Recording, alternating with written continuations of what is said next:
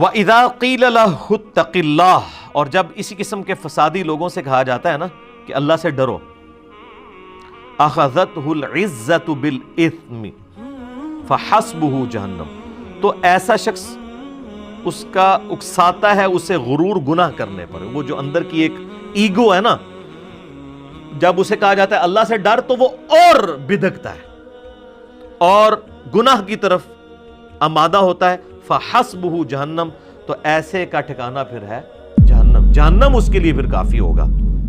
وَلَبِئْسَ الْمِہَادُ، کیا ہی برا ٹھکانہ ہے۔ اللہم اجرنا من النار، اللہم اجرنا من النار، آمین۔ وَمِنَ النَّاسِ مَن يَشْرِي نَفْسَهُ ابْتِغَاءَ مَرْضَاتِ اللَّهِ، ہائے ہائے ہائے۔ اب یہ آ رہا ہے ایک ایمان والا جو اس کا کیا ایٹیچیوڈ ہوتا ہے۔ لوگوں میں ایسے بھی ہیں جنہوں نے اپنی جان بیچ دی ہے اللہ کی رضا حاصل کرنے کے لیے، اپنی جان بھی بیچ دی۔ سب سے بڑی چیز کیا ہے؟ جان۔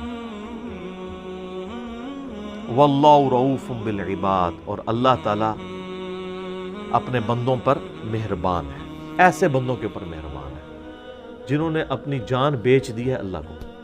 سورہ توبہ میں بھی آیا نا کہ ہم نے مومنین کی جانیں اور مال جنت کے بدلے میں خرید لیے، اور پھر ساتھ آیا کہ اے اہل ایمان اس بیعت کے اوپر خوشیاں مناؤ۔ یہ ہے وہ بیعت، انہوں نے پکڑ کے دوسری والی بیعت بنا لی ہے۔ مسلمان کی بیعت تو اللہ کے ساتھ ہے، نبی علیہ السلام کے ساتھ جو بیعت ہے یا خلفائے راشدین کے ساتھ وہ بیعت خلافت ہے، یعنی وہ اللہ کے خلیفہ ہیں دنیا کے اوپر، اللہ کے ریپرزنٹیٹو۔ بیعت اللہ کی لے رہے ہیں وہ بھی کہ ہم اس کے نائب کی حیثیت سے۔ یہ جو حضرت عیسیٰ علیہ السلام نے کہا تھا من انصاری اللہ، کون ہے جو میری مدد کرے اللہ کے لیے، تو قال الحواریون نحن انصار اللہ، تو حضرت عیسیٰ کے 12 ساتھی تھے اور ہے بھی وہ دھوبیوں کو بات سمجھ آ گئی۔ حضرت عیسیٰ علیہ السلام گلیلی جھیل کے کنارے جا کے نا ان جو دھوبی کپڑے دھونے آیا کرتے تھے ان کو دعوت دی، باقیوں سے نے تو قبول نہیں کی، انہوں نے قبول کر لی، تو انہوں نے کہا ہم اللہ کے لیے آپ کے ساتھی۔ تو حضرت عیسیٰ علیہ السلام بھی اللہ کے لیے اپنے ساتھ لوگوں کو اٹیچ کر رہے تھے۔ پیغمبر اٹیچ کرتا ہے اللہ کے لیے، پیغمبر اپنی ذات کے لیے نہیں اٹیچ کرتا۔ سورہ نساء کے اندر بھی آیا ہم نے کوئی بھی رسول بھیجا نا وہ اللہ کے اذن کے ساتھ اللہ کی طرف بلاتا تھا، اپنی طرف نہیں۔ سورہ آل عمران میں بھی آیا اللہ تعالیٰ فرماتا ہے کبھی ایسا نہیں ہوا کہ ہم کسی پیغمبر کو نبوت اور جو ہے وہ اپنا حکم دے کر بھیجیں اور لوگوں سے وہ یہ کہنا شروع کر دے کہ لوگوں اللہ کو چھوڑ کے میری عبادت کرو، بلکہ وہ تو کہے گا کونو ربانیین، اللہ والے بن جاؤ۔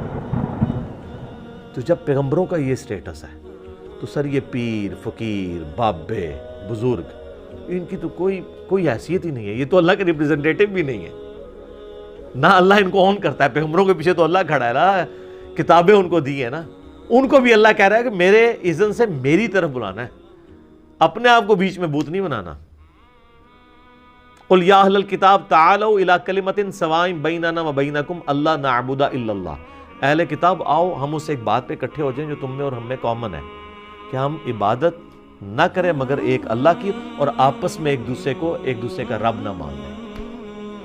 اور اے نبی اگر یہ منہ پھیر دیں تو کہو کہ تم گواہ ہو جاؤ کہ میں نے تو سر تسلیم خم کر دیا اپنے رب کے ساتھ۔ تو انبیاء اس لیول کی دعوت پیش کرتے ہیں، اور انبیاء کے پیٹرن پہ جو ان کے ماننے والے لوگ ہیں وہ بھی آپ ان کو دیکھیں گے وہ کبھی بھی اپنی ذات کے ساتھ نہیں چھوڑیں گے۔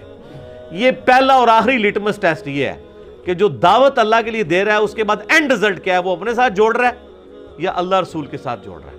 یہ آپ کو فرق نظر آ جائے گا کہ وہ خود تو نہیں بت بن گیا، تو آپ سمجھ لیں پھر اس کی دعوت جو ہے نا وہ شخصیت پرستی کی دعوت ہے۔